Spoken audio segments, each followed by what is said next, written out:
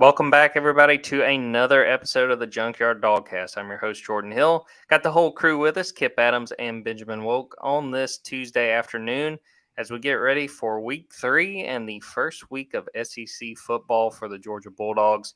Georgia will be playing South Carolina on Saturday. A lot to get into going into that game, as well as what we saw last week. I'll start with you, Ben. The build-up to SEC football is almost here. How is the week going so far?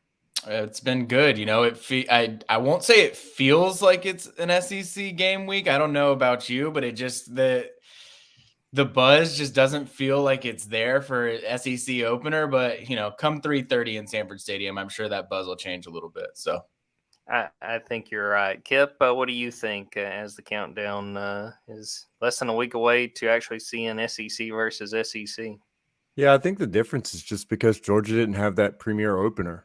And so we're all still kind of wondering what's going on, what's this team all about. But, everyone got amped up for Oregon last year, and, it hasn't been able to get amped up yet. And you're still not really sure what to expect from the South Carolina team after, watching the North Carolina game. So you don't really know what kind of matchup this is for Georgia. Should we be excited? A conference opener the last year we have divisions possibly. I mean, it's just kind of weird, but at least you're not a Jets fan waking up today with no more Aaron Rodgers. So you got to look on the bright side and think everything's right here for Georgia still, and still a lot to figure out with this team. So I think that's kind of where we're just kind of finding our way still, just like it looks like Georgia is as well. Fun problem, and I have no doubt for Georgia. Number one still in the nation, 2-0 after Saturday's win over Ball State, 45-3. Carson Beck throws for 283 yards, 2 touchdowns, 1 interception. Got to see Dylan Bell get some carries. I got to see a defense that provided 3 interceptions in the second quarter alone. Another big win against a inferior opponent. Georgia takes care of business and made all of our jobs a little bit easier in that second half as we kind of wrap that thing up. Let's sort of give some parting thoughts on that game, and I'll start with you, Kip. You did the post-game podcast, talked about what you had seen. What sort of sticks with you a few days later from how Georgia played in that Ball State game? And if you have any lingering questions as we get ready for SEC play, what sort of stands out? Yeah, obviously, I think we've come to know that Georgia's got a really strong secondary so far and outstanding athleticism at the safety position. I think that kind of stood out overall from the game. I think, when you look at the offensive line and the offensive identity, that's still the main question mark, and I know Kirby got asked about it and, did his typical contrarian response, talking about how the outside short passing game is an extension of the run game. But still, Georgia's always been a man ball, between the tackles. When we need to, we can get the yards. So far, we haven't really seen that from this offensive line. And obviously, you got some banged up running backs as well. You've got brand new left tackle, who's learning on the fly a little bit as far as just playing college football. But at the same time, I think, obviously with, like I said before, starting the season with Oregon, you knew what Georgia's identity was immediately. And I just think overall, you don't know that yet. Opponents are playing a big role in that, obviously, but I do think that the offensive line is definitely my biggest question mark going into the South Carolina game, and whether they can especially run block at a high level to be able to help the running backs get past the line of scrimmage before first contact. Ben, how about you? Thoughts coming out of the Ball State win as Georgia moves to 2-0? I mean, I guess my biggest takeaway from the Ball State game, because I don't want to sound like a broken record who just says the talent deficiencies that some of these teams have are going to make it hard to evaluate anything that's going on. But Mekhi Muse, for all the talk about him in the offseason, I think we witnessed some of it in week 1 as well. But he was not an offseason chatter type of guy. I think that you hear names like that every now and again from spring throughout summer and fall camp, where it's like, okay, this name keeps coming up, but there's just no way that guy is going to actually end up being in the rotation. I had my wonders about whether Mekhi Muse fell into that category, and he certainly does not. I mean, his punt return was so dynamic that I think people forgot about the 50-yard kick return that he had to start the game. And I made hyperbolic comment at the time, best return man in the country, when he had that kick return that went to, almost midfield, not knowing yet that he was going to be returning a punt as well. I think we're going to see a lot of that this year from him. So just in terms of, putting some respect on Mekhi Mew's name, which I know there has been plenty of this week, I just wanted to make sure to do that. But like Kip, I think that the offensive line will be a big question. I know that Tate Ratledge, I'm sure we'll talk about this a little bit more, but Tate Ratledge spoke yesterday about not living up to the Georgia standard on the offensive line. So I think that's a big thing that I'll be keeping an eye on. And then, just in general, this is not I'm not going to the junkyard levels of Mike Bobo criticism here, but I think that there has been an intentional vanilla nature to what they've done offensively through the first 2 weeks. I guess what I'm curious about is that just sort of what Georgia's offense is expected to be this season, or do you think that the creativity and opening things up will take more of an effect now that we're going to be in SEC play? So I guess that's probably my big thing that I'll be looking for early, is how different does the offense look week 3 compared to weeks 1 and 2? I wrote a good bit in my rewatch just about sort of what stood out to me. I thought the fact that Carson Beck, really spread the ball around. I felt like in game 1, it was like if he ever sort of got tense or if there had been a few rough plays, hey, I'm going to throw it to Brock Bowers. We pretty much didn't hear Brock Bowers at all. I think he had a reception for 3 yards. I mean, he wasn't that much of a factor, and they did a very good job of spreading the ball around. Other than that, Dylan Bell, I think at first I sort of wrote off, okay, they're using him in this Ball State game. But, I think I've kind of come around to the idea of maybe seeing him get more carries. I think it all sort of depends on how much Dejon Edwards is good to go and how much we see him, and Andrew Paul, who, I don't know. I don't think he got a carry. He was on the field, but he didn't play very much in that Ball State game. Besides that, secondary looks really good, although there's now the question about Javon Bullard, how soon he will be back after suffering an ankle sprain. So all in all, really, other than that Javon Bullard injury, Georgia, should feel pretty good about getting out of that game. 6 touchdown win, nothing to sneeze at, and getting ready to go in and host the first SEC game of the season and see if they can move to 3-0. Sort of turning the page and getting ready for that South Carolina game. Ben and I were there on Monday to hear Kirby Smart, to hear some of the players, Tyke Smith, Jamon Dumas-Johnson, Tate Ratledge, sort of get their thoughts on the first few weeks of the season and what they're getting ready to see against South Carolina. And Ben, I'll start with you. What stood out to you from what you heard from everybody as we get ready to see the Bulldogs and the Gamecocks face off? Tonka Hemingway. That's what stood out to me. Kirby getting asked about another player, and then him following up by name dropping the player 3 times was one of the more surprising. And I get it. If it had been a question about the Georgia football team, he probably wouldn't have answered it that way, because it was a question asked about the fan base and sort of challenging the fan base to show up. Kirby always leaps on any opportunity he can to get that message out to the fan base well in advance. But really, I mean, if I'm being honest, it's probably not my biggest football takeaway from the press conference, but I did find it hilarious that Kirby said Tonka's name 3 times after he'd been asked the question about it, almost being like, all right, fan base, you found your villain. Like, I normally don't do this. I normally don't throw the bone of any kind of weird bulletin board, because you could, read it a different way too, like from South Carolina's perspective. Anybody, Tonka's obviously going to probably have a little bit of extra juice knowing that Kirby Smart mentioned his name in a press conference, and anybody that is, boys with Tonka is probably going to be wanting to defend him as well during that game too. So a rare move by Kirby, I felt like, but I'm sure that Georgia's fan base will answer the call and defend their head coach. Tonka Hemingway, how is that not a name from Friday Night Lights? Like that is out of a script. You cannot convince me otherwise. I think that's what made it so much better. It's like it wasn't just him name dropping a guy, but it was name dropping a guy named Tonka Hemingway. Like what a perfect name. But hearing Kirby and his Bainbridge accent say Tonka 3 times was just, I think I actually audibly laughed out loud during that moment. That is definitely worth the price of admission, no doubt.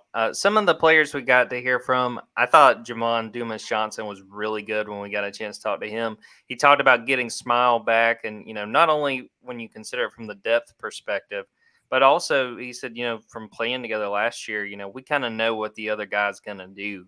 And having that kind of connection between those inside linebackers, I think you can sort of lose sight of that. When you look at that room and you go, well, they got all these 5 stars, they got all these playmakers. Yeah, but a lot of these guys have not been on the field for in-game reps together, and really, period. I mean, with the way that Smile and Jamon have played the last year and what was expected going into this year before Smile got banged up.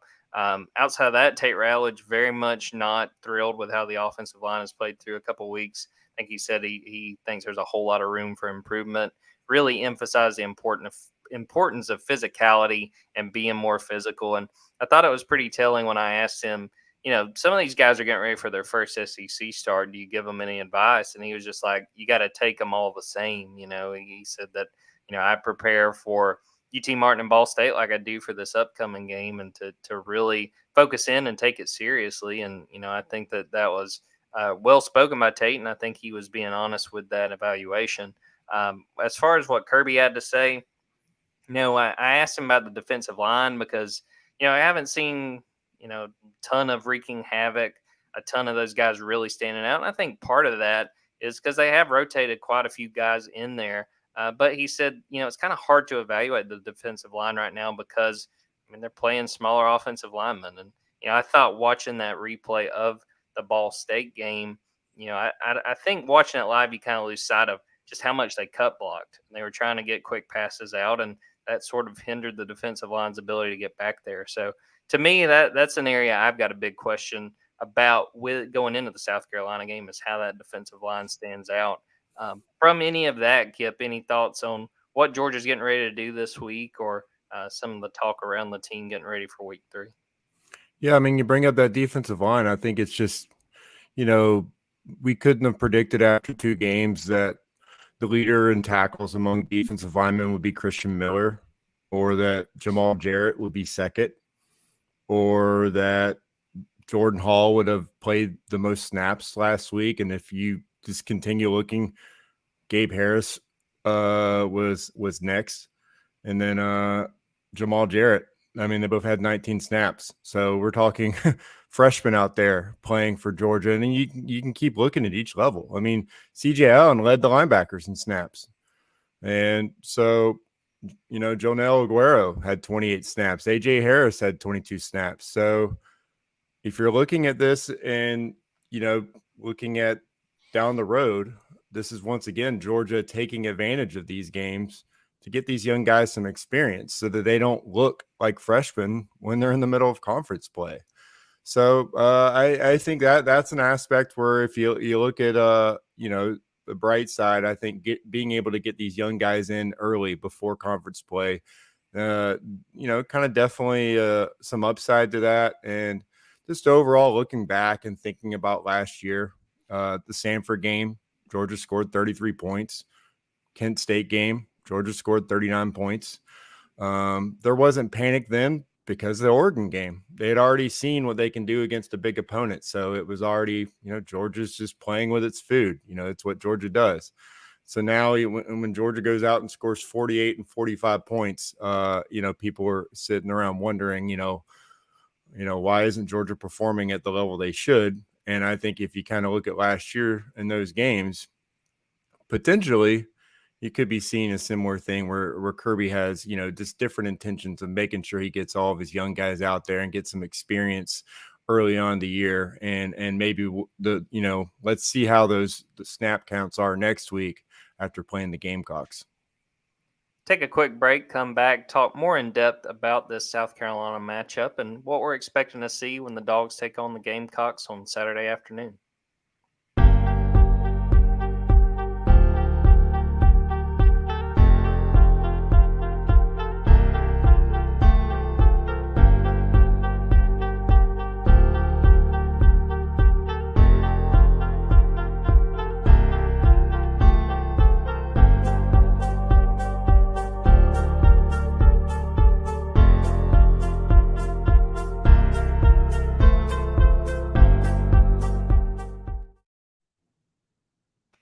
Welcome back, everybody. Well, let's talk about Georgia, South Carolina, and we're actually going to start with a couple of questions from our board. We reached out to some of the folks on the Junkyard to see what questions they had as Georgia gets ready for their first SEC game of the season. We're going to start with Mr. Medium Rare, who asks, outside of the running game, is there any area of concern for you on this team? And he had talked about in his comment, expecting this team to get better over the course of the season and the fact it is a long season. But Kip, I'll start with you. Outside of the run game, which we've had plenty of questions about and talked about at length, what kind of concerns you? What do you want to see improve for Georgia as we get ready for week 3? I'll be honest. I would like to see Brock Bowers get more than one touch. I think if we're again, I talked about the D-line stats that kind of caught my eye. The fact that Brock Bowers is not in the top 3 as far as yards from scrimmage so far for Georgia. I'm not going to say it's a reason for concern, but I don't think that should continue now that you're playing SEC football. I know that, you're trying to get a lot of different guys in there in the mix, and you already know what you have from him. But, Carson Beck's still a new starting quarterback. These guys need to be on the same page and humming. And I think, I wouldn't say that he had a bad game last week, but it's probably, with all the eyes on him now, probably his worst game since he kind of blew up as being the best tight end in college football. So a bounce back game from Brock Bowers. I know they're not running much, if any, 12 personnel anymore. And we kind of talked about that this offseason that, you don't have Darnell Washington. He's not coming back through that door. You're going to have to, get some perimeter blocking in different ways. Asking Arian Smith or, CJ Smith, asking these guys to block the same way that, Darnell Washington did is asking a lot. So you're going to have to get some different looks out there. You're going to have to lean on guys, whether it's, Ra Thomas or, Marcus Rosemy-Jacksaint, your more physical wideouts out there, the call to action for them to kind of showcase that Georgia can still block on the perimeter. They take a lot of pride in that, and they're going to need to be able to do that, like I said, to get that running game going. So I think that's just one aspect that Georgia needs to focus on and get Brock the ball and block better on the perimeter. Yeah, it was kind of weird seeing the game Brock had. He had one would-be touchdown that got broken up in the end zone. Another, they were setting up a screen. I think he probably could have walked in if he would have caught the football. So it was very strange to see that. And Kip took one of mine. It was perimeter blocking. There was one point during the Ball State game where over the course of maybe 2 or 3 plays, you had CJ Smith miss a block, and then Arian Smith missed a block and nearly got a block in the back. It was kind of a weird-looking attempt by Arian, and you had Kirby sort of talking them up on the sideline. And Kirby was asked about that on Monday, and he sort of talked about, we don't have that Darnell Washington that we had last year, and we knew we weren't going to. So it's a matter of sort of shoring it up as far as perimeter blocking and understanding, hey, we need to get the best 11 out there and try to make the most of those 11. I think that that's something that they've got to improve. And they got a big boost in that Ball State game getting Marcus Rosemy-Jacksaint back because he's probably your best blocker on the outside. And I think he's come a long way in proving that he's capable of being a pass catcher as well.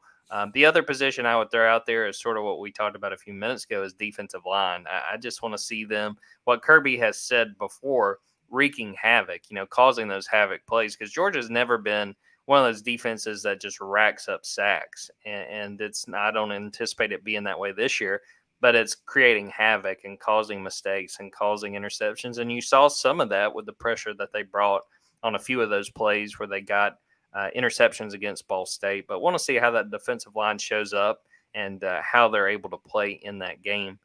Ben, how about you? What besides the running game concerns you or at least interests you going into this SEC opener? Yeah, because concern's probably not the word I would use for this, but with Javon Bullard, I'm not reporting anything obviously here, but my sense from the way that Kirby answered it yesterday, not knowing what the status was, that Javon wasn't going to be practicing yesterday, that he would hopefully know a little bit more by Wednesday or Thursday. I'm not overly optimistic about Javon Bullard's availability this week. And so because of that, what does that mean for the defensive backroom? We've talked a lot about how this is probably as confident as Georgia has been with its defensive back groups coming into a season, but a lot of that had to do with Javon Bullard and him being in that second safety position. So obviously David Daniel came in, got a lot of run after Javon went down. Dan Jackson has obviously worked his way back into the rotation. I think there've been some questions about, Tyke Smith, could he play that safety spot? But with the way that he's playing at star right now, I think you'd be hard pressed to move him away from that. Though there are obviously the questions about, is Janelle Aguero maybe one of those next guys up in that? And does he play better at safety, or does he play better at star? And does that dictate how you create your best 11 on the defensive side when you think about that secondary? So I'm interested to see how all of that shakes out. Obviously, Javon could, render all of that moot if he just plays and is available on Saturday, but that's not the sense that I get right now. And because of that, I'm interested to see how the secondary shakes out. Really the first time that Georgia will be facing an offense that theoretically should be able to challenge them a little bit down the field too. So not the most ideal timing, but also, a good opportunity for some other guys to get some chances too. I tried to ask Tyke Smith about, what the secondary would have to do if Javon can't go, and he, like a veteran, very swiftly avoided answering that part of my question, which I totally understand. Yeah, I think it's fair to probably say Javon is questionable, if not doubtful. I mean, it sounds like it is going to be quite a task for him to get back from that ankle sprain, so that will be something to watch. Let's sort of turn our attention specifically to South Carolina. South Carolina comes in 1-1. They beat Furman in week 2, 47-21. They lost their opener 31-17 against North Carolina. Very highly anticipated season opener in Charlotte. I'll start with you, Kip, just sort of looking at South Carolina. What stands out to you about this Gamecocks team and the ways they may try to test Georgia when we get to Saturday? Yeah, that offensive line is as bad as I thought it would be. North Carolina game really showcased that. It was, I thought Desmond Ridder had a tough time out there in his debut for the Falcons, but Spencer was out there running for his life, immediately after getting the ball. He got sacked 9 times, but I got to give him credit. You complete 30 of 39 passes for 353 yards, and you don't throw not just one turnover, but one turnover prone throw.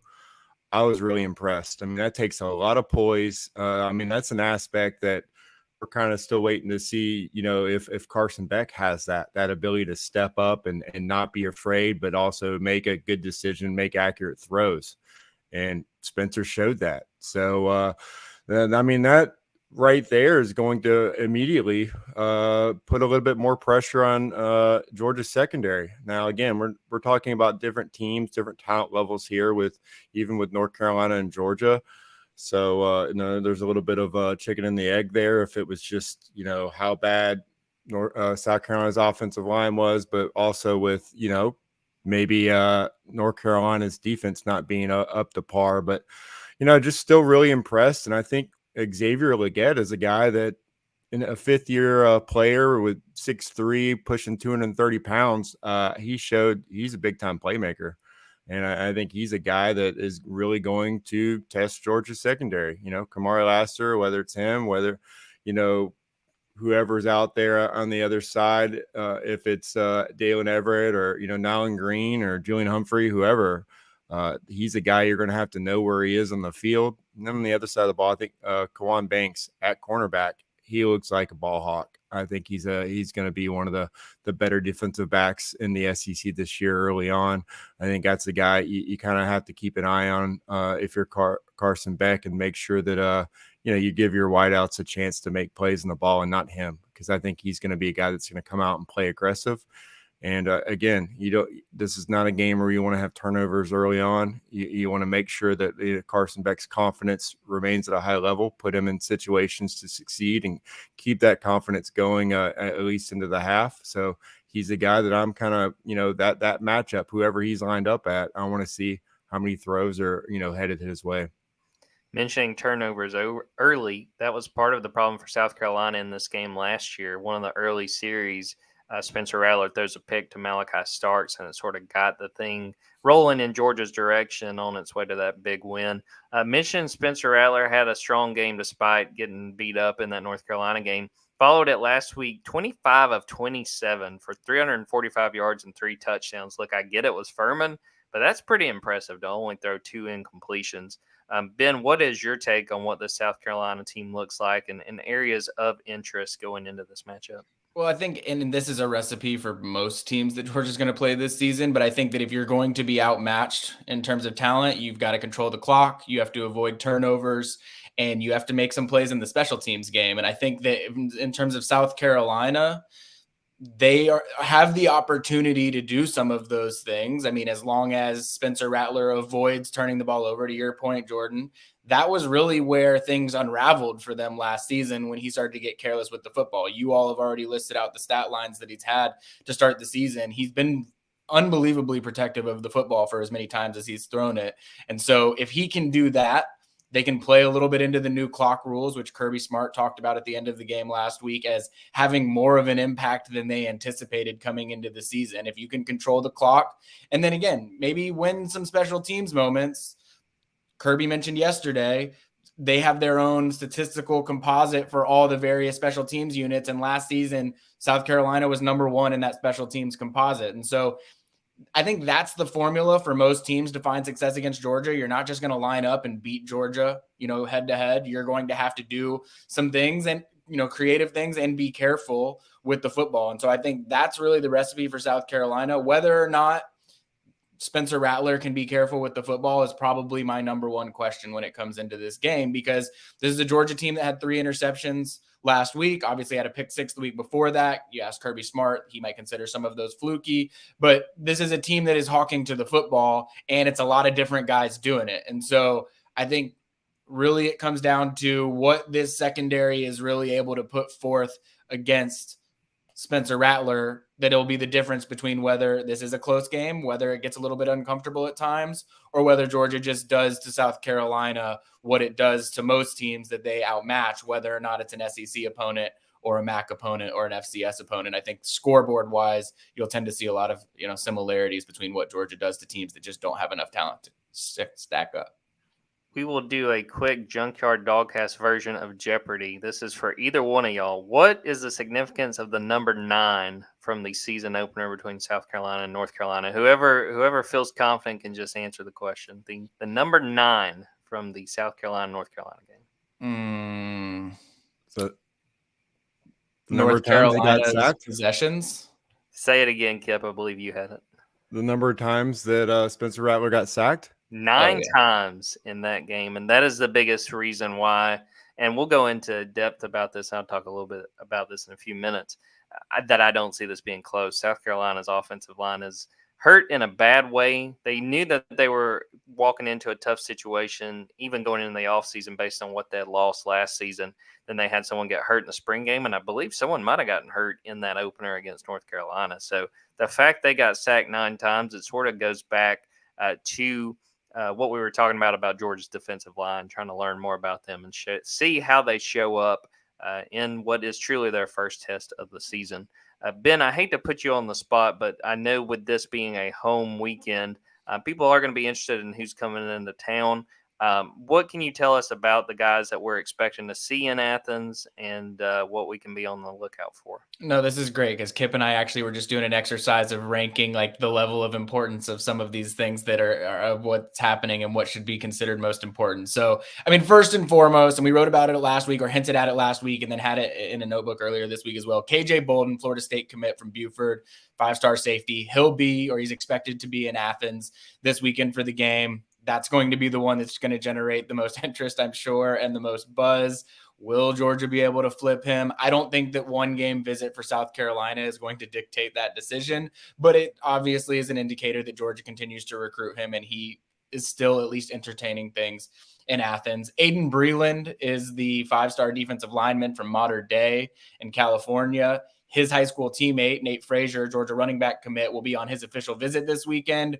We've wondered for a while, would Aiden Breland end up tagging along on that visit? It seems that is going to be the case. He'll be on an unofficial because he already took an official visit earlier in the year. But Aiden Breland, I mean, him and LJ McCray are the 2 biggest defensive line targets left in this 2024 class. And so getting Aiden Breland back on campus for what could likely be his last recruiting visit before he ends up making a decision. He doesn't have anything formally said at this time, but it's very possible that this trip to Athens is his last one. So KJ Bolden and Aiden Breland, I mean, those are the 2 big uncommitted visits that I would say. Obviously, there will be a focus on 2025 with guys like Elijah Griffin, the number 1 player in the country, and then the regular cast of Georgia commits who have, been at every home game so far to start the season, like Dylan Raiola, Sokovie White, Malachi Tolliver, the locals that are regulars around Athens, they will be back in town. Kip, I'm sure there's probably some committed guys that I'm not thinking of that aren't as local that maybe are more likely to come on visits, but I'd say those guys that I just named are really the ones that we're looking at so far. Yeah, I think the duo from Texas, I think Justin Williams, Joseph Jonah Ajanye, Chauncey Bowens is probably going to be in town. Marquez Easley. Yeah, I think easily, and maybe Nitro Tuggle as well, potentially. Yeah, so some guys are making the trek. Obviously, again, anytime you can get a 3:30, or again, I talked about it. The big news yesterday with Georgia getting a night game against UAB. I mean, that's huge because you're in some of these recruitments, the few recruitments that you're still trying to fight for, like LJ McCray. That's an opportunity to get him in town on an unofficial visit when you're watching him, visit Florida this week, visit Florida State for an official visit next month.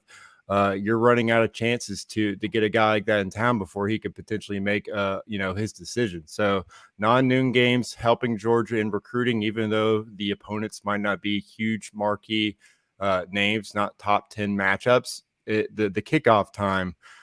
Sometimes the kids don't matter who the opponent is, but a noon kickoff, whether it's their parents or their coach, they don't want to get up at 5 a.m. Before then sometimes to get in that car and drive to Athens. So I think that's big for Georgia, just being able to, to get some of these out-of-state guys in town because other teams are still recruiting those commitments. And so you want to show them that atmosphere and remind them of why they committed to Georgia in the first place. We will be all over who is in town and have more about that going through the week and then on game day on Saturday. Get ready to wrap this episode up. I do want to tell everybody who is watching to keep an eye out on Wednesday, 11 a.m. Eastern Time. Hal McGranahan from the Big Spur is going to join me, and we're going to talk more in depth about this Gamecocks team and what we expect to see on Saturday. Should be a fun time with Hal, no doubt. We're going to wrap up this episode there. Appreciate Kip and Ben for popping on. Appreciate everyone who watched this live, everyone who is listening to this after the fact. Be sure to go subscribe to dogs247.com if you haven't already.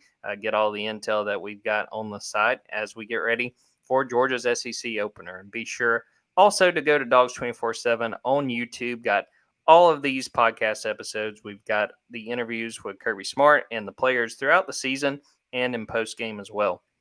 So we are out of here on that. For Kip Adams and Benjamin Wolk, I am Jordan Hill. Until next time, take care, everybody.